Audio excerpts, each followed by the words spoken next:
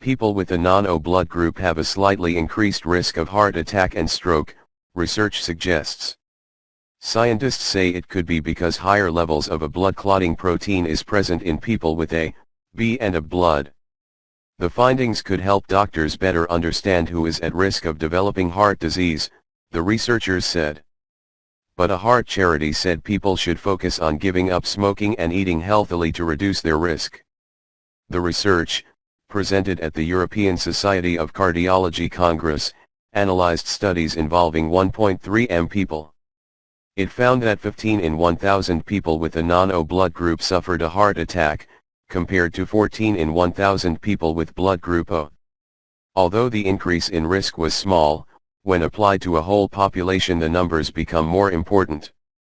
Previous research found that people with the rarest blood group, AB, were the most vulnerable, being 23% more likely to suffer heart disease. The most common blood group in the UK is O, which 48% of the population have. There are a number of factors which can increase the risk of heart disease, such as smoking, being overweight and leading an unhealthy lifestyle.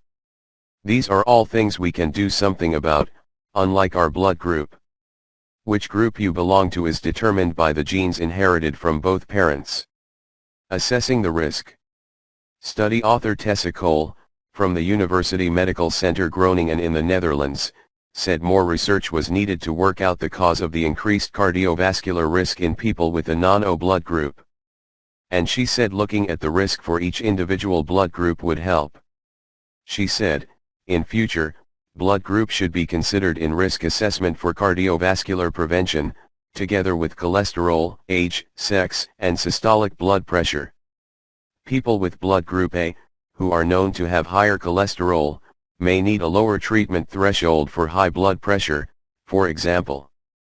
The analysis looked at coronary events in more than 770,000 people with a non-O blood group and more than 510,000 people with an O blood group. Around 1.5% in the first group and 1.4% in the second experienced a heart attack or angina.